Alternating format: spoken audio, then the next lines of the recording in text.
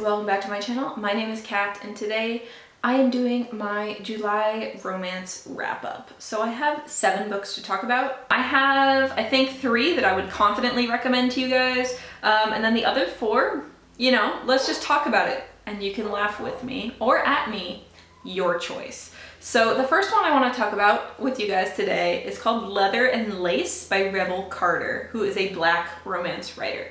So this one is set in the world of Gold Sky, Montana, which is a town that accepts love of any kind. So as it opens, Maria Sophia James has come to Gold Sky looking for a husband because she is pregnant. She quickly realizes that in this town, no one would blink twice if she marries the woman that she has her eye on. So the premise is really cute. For plot, I give it a 1 though, because what I just told you is pretty much everything that happens. Sorry. That's it. There's nothing else. Character development, also a 1, because I really thought that this was an element that was not done that well. There was almost no character growth, I feel like. For the female love interest, we got no backstory and no growth, and then for the main character, very little growth, or 1 instance of growth, but it was so spontaneous and frankly unbelievable that I was like, sure jam. And then banter 1, because like I said, the characters aren't that well developed, so whatever they say to each other, they're like, I guess there wasn't any banter, so. Chemistry 1, there was like no sexual chemistry, like, it was pretty much kind of Insta love, Insta, I'ma marry you so that I can save you from your overbearing mother and help you raise this child. But then like, there was no like slow development or anything. And I was like, okay, interesting. And spice level, again, like a 1. Like, was there a sex scene? I don't remember it. Was there? So yeah, my anticipation for this was very high because Rebel Carter writes amazing historical romances, and then I read it and I was like, this is very sad because this is a Western sapphic love story by someone I know who can write amazing historical romance. Like, what happened? So for this, I give 5 out of 20 romance stars, and as a book, I would give it 2.5 stars. So yeah, let's move on to a completely different category. So, okay, I'm gonna be honest, sometimes I just read things that like grab my attention or make me laugh. And in this case, this did both. So this is Daddy Bear by Laylah Roberts, who is a New Zealand author. And I saw it because, 1, it was named Daddy Bear, and then when I went to look it up, it's #1 in the Montana Daddies series. And I was like, tell me more. So at first I thought this was gonna be like a shifter type of romance. It's not, but that's what got me intrigued. And then I saw it had high reviews, and also I just was getting a giggle out of the whole Montana Daddies thing. So basically, this is a male-female daddy dom little girl situation. So if you don't know what that is, it's basically like a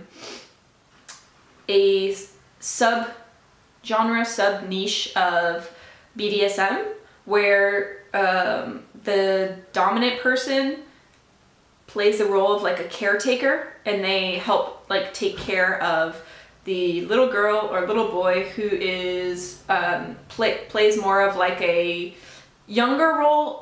Not that they are like age-wise younger, but that they are more like needing protection and needing help and just looking for like comfort and care type situation. So this book is focusing on this girl who like basically was kicked out of her house, and she's driving across the country. There's a snowstorm, she gets in a crash, and then the main lead rescues her from the crash and takes her to like the nearby cabin that his company like has, and they're stuck there during the snowstorm. So basically he's helping her because she is concussed, like, and I will just say that there's like no like sexy kind of stuff like when she's out of it. Like, he's just taking care of her because she's literally like, he's freaking out that she's brain damaged. But then it evolves into him taking her to the ranch where he works. The plot, I gotta give it a 2. I haven't read something like that before, so 2. Character development, also a 2, because the characters do talk through a lot of stuff together. Like, the main female lead has a lot of back history to work through, and the main male lead has some stuff to work through where, like, you can't just be like, I'm your daddy now. Like, that's not how it works. So, yeah, they had to talk through a lot, so I liked the character development on both sides. Banter, I'm gonna give a 1, just because a lot of the time, like I said, he was caring for her, so he wasn't like sexily coming onto her because he was just taking care of her, which kind of feeds into the gray line of like, that's what he likes anyway, like he likes to care for his partner, but in that instance, it was like not sexy, whatever. Chemistry, I gave a 3 though, because there is something about that split moment where she's like recovered and they're still stuck in the snowstorm, where I was like, oh my God, the tension. I live for it. And then Spice, I'd give it 2. I think I remember there being like quite a nice sex scene, nothing like mind-blowing, but I do remember it, which like if I don't remember it, it's a 1, if I do remember it, it's a 2, and then so on. So yeah, overall I gave this 10 out of 20 romance stars. I liked the forced proximity aspect, and the daddy dom little girl thing was interesting. So overall for book stars, I gave it 3. Moving on, I did read the second in the series, which is called Daddy's Little Darling, again by Laylah Roberts, and again, it's male, female, daddy dom little girl. This one is about a woman who got out of an abusive relationship, and she's been living in her car and trying to scrape by when she is hired to be a cook on the ranch, but it was a mix-up because her name is, they think that her name means that she's a man, but actually like she's a woman, and when she's on the ranch, basically every woman is supposed to be like taken care of by a male guardian, whether it's like sexual or not, and she doesn't have a male guardian, so the head of the ranch, like the owner, decides to be the guardian, but then he likes her, so he doesn't want to get too close to her because she doesn't know at all like about the lifestyle, so he like tries not to be into her and try not to get near her, but then like he likes her and like yada yada. So for plot, I gave it a 2 again, character development a 2. It's very much the similar as the last one I talked about. Banter, I gave a 1 though, because the male lead is kind of that character that he doesn't talk like ever, and he's very stoic, I guess, and that's hard to have good banter when one isn't talking. Chemistry, I gave it 2, because again, there's that, it's the opposite of forced proximity, where it's like forced distance, where they want to be together, and one character is like, no, like for her own good, I don't want to be near her, which I also love. And then I gave it 1 for Spice, because I just wasn't into them that much as a pairing. So for this one, I gave it 8 out of 20 for romance stars, and I gave it 3 book stars. Okay, so now we're moving away from any sort of BDSM. So this is Go Deep by Rilzy Adams, who is a Black romance writer. And I had never read her before, but I'm glad I did. I really liked it. This is a novella that's following a pair of best friends, and our main character is a woman who writes erotica, but when she gets this like scathing feedback for her new book, basically everyone's like, you're dried up, like your sex scenes are boring, like I really didn't like it, I haven't liked her last few books. And she realizes it's because like she went through a really bad breakup, so she hasn't had sex in like a really long time, like she's going through a drought, if you will. So she decides to hop back on it and ask her best friend, they've been best friends since they were born, to kind of help her out, if you know what I mean. And at first he's like, ew, no, gross vomit, because I don't think of you that way. And she's like, wow, thanks, I didn't know I was that ugly. And he's like, no, you're hot, it's just like I don't think of you that way. And then she's like, but what if you did? Like, what if we did? And I really like the dynamic of like, it wasn't like one was having feelings and it was unrequited for so long. It's like both of them didn't have feelings for so long, and then like once they get together, they're like, oh shit, like this is really good. And we're also best friends. So like, was it meant to be? So for me, the plot gets a 1. It's pretty much exactly what I just said. It's like fake fucking, not fake fucking, but like they're fucking really, but like with no strings attached, I guess, like one night standing over and over. And for character development, I give it a 2 because the character development is in how their feelings change. It doesn't so much with them changing as people. Banter, I gave a 3 because there were some really good banter scenes here because they're best friends, right? So they have a long history together and they can just be like as open as they want. And like sometimes they're just like, oh my God, you're so nasty. And it's just funny to read that kind of stuff because like, I don't know, when I'm chatting with my best friends, like your girl can be nasty. Chemistry, I gave it a 2 because, and I know that this is controversial, a lot of people love the sex scenes in here, but for me, I felt a lot of it was being told how great the sex was and not really seeing how great the sex was. So there were sex scenes, but like compared to the other books I read this month, they weren't as spicy. So I also gave Spice a 2 as well. Yeah, it was all right. You know, it was hot. One of the hottest things about it was that there was sex and body positivity. So like no shaming for anything that anyone wanted to do, which is always nice to see. So this one I gave 9 out of 20 romance stars and I gave 3 stars for the book. Okay, and now I'm gonna get into my 3 4-star reads. So these are all books that I would recommend to you if you like romance. So the first 4-star read I wanna talk about is His Cocky Cellist by McCade. So in this book, we are following 2 main characters. Vic, who's 24, who's like a billionaire owner of a company and he's really uptight. And his friend books him for a massage, and the masseuse is Amani, who is a Moroccan-American femme. They embark on this relationship where Victor pays Amani to teach him violin and also about like BDSM and submission. And it's very interesting because I've never read a book before that really positively portrays power exchange where the top is actually very feminine and then the submissive is very masculine presenting.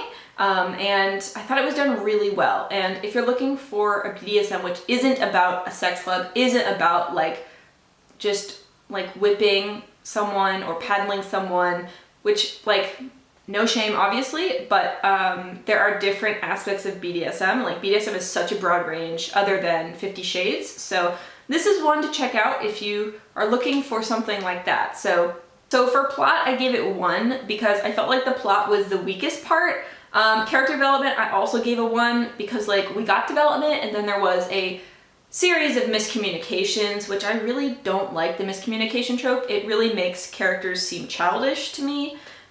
Banter was a 2 though, because like, again, when they weren't miscommunicating, it was funny and like very wry humor.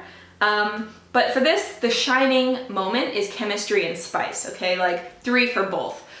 Chemistry and spice, man, like there's something about power exchange when it's done correctly and respectfully that I really think is very hot. So this book was like, you know, giving me all of the chili emojis. So in terms of romance stars, I gave it 10 out of 20. In terms of book, I gave it a 4. So my penultimate romance today is Voyeur by Fiona Cole. And this is a male-female romance, like forbidden romance. So this is dealing with a university student whose parents basically use up all her like loan money, which is like the shittest thing ever. So in order to make money so that she can stay at university, she takes on this job as a sex worker, but it's at like, honestly, if I can say, like the best sex club I've ever heard of, where it's pretty much like a voyeurism club where you can put down on the menu what you're willing to do, and then people will watch from behind a glass window you doing whatever you want to do, whether it's like masturbation or whether it's with a partner. Like, so the person who buys your time doesn't touch you and like can't speak to you, which I think is like, I don't know if this kind of club exists, but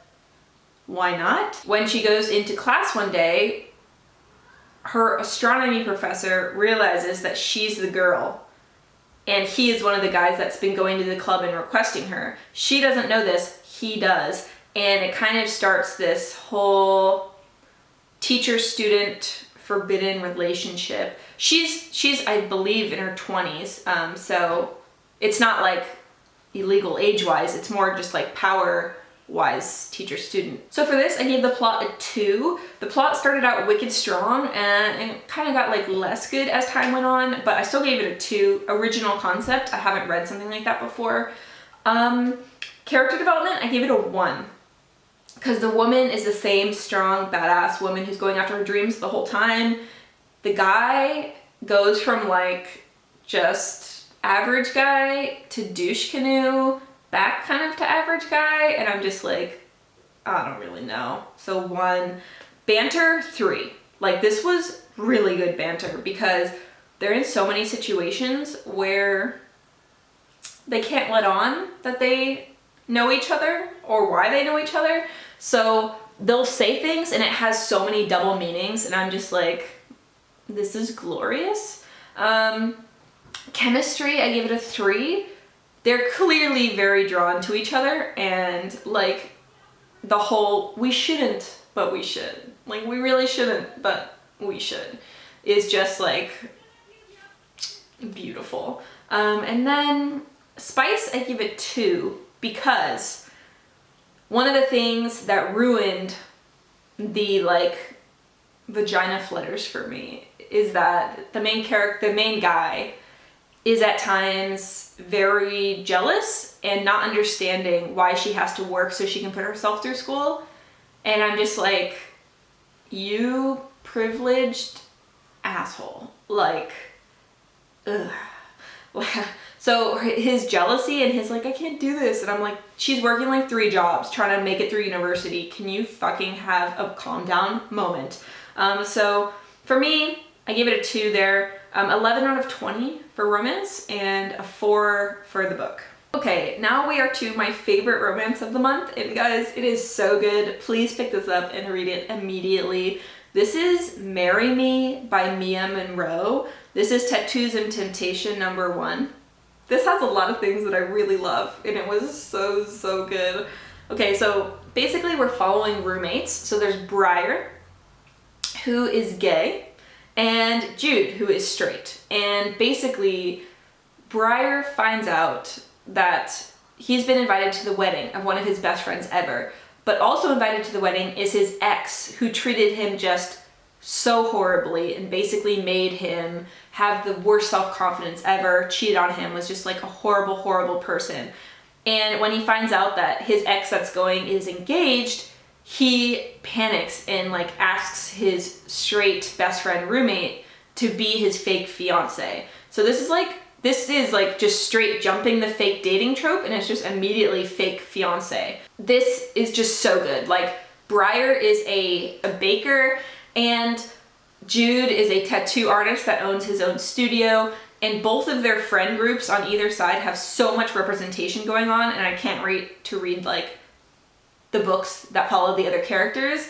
But when they're fake dating, they basically decide that the straight guy knows nothing about queer culture, so they do this crash course on queer culture, and it's so fun and it's so sweet because like the straight friend is doing his best by Briar. Like, he truly is like, yes, tell me everything. Like, tell me everything about TV shows, music, the drag scene, like how people show PDA, like what different words mean. And it is both funny and so heartwarming to see like a best friend being like that. And then like things slowly start to shift. And I'm just like, this is just like the most wholesome. I love it so much. Sorry, my battery died. So what was I saying? Okay, so let's run through the stats real fast. So plot 2, it did what it said on the tin and I really enjoyed it. but the rest of the elements are where it really shone. So character development, I gave 3 because each character is really dealing with like changes in their growth arc here. I don't want to get into it because of spoilers, but both characters really do grow, and that's nice to see. Banter was a 3. They've been best friends and there is some good banter and just also some like, yeah, you're watching them talk and I'm just like, I could watch you guys talk back and forth all day because god damn. Same chemistry, 4 out of 4. Like the chemistry goes hand in hand with the banter. Like, oh my god. Just there's something about it, about like, god damn, it's so good. I don't want to get into it because of spoilers, but yeah. And for spice, I'm gonna go ahead and give it a 4 out of 4 as well, because the chemistry, the banter, the spice just all go hand in hand. And this had some truly phenomenal sex scenes. So it was so good. Yeah, so what I'm gonna say here is 16 out of 20 for romance. It had fake fiance, it had tattoo artist, it had tattoos, it had like a bakery, it had a wedding, it had like an immersion in gay culture, it had like a best friend being a true best friend, it had someone always having your back, it had like this comeuppance scene. Like there were so many good things tackled here, like, and also like no body shaming, just like it had it all, guys. And for a book, I give it 4 stars. Like this was the best romance of the month by far. So if you are looking for a romance, I highly recommend this one. It was so very good. So that wraps up the romance that I read in July. Please let me know what you think down below if you're planning to pick any of them up. And also, if you read romance, give me some recommendations. Like I love to read romance. Whenever I feel myself going into a reading slump, I'll read 1 or 2 romance books and like be back up into the speed of reading I want to be. So I do need romance to fill in between like the dark books, because too much dark and you know, I might get myself into a bad mood. So help me get into a good mood by offering up some of your favorite romance recommendations down below. So if you've made it this far in honor of the main character from Marry Me, who is a baker, please leave baked treats down below, cupcakes, cakes, whatever you want, pastries of all sorts. And I will see you guys in another video soon. Bye!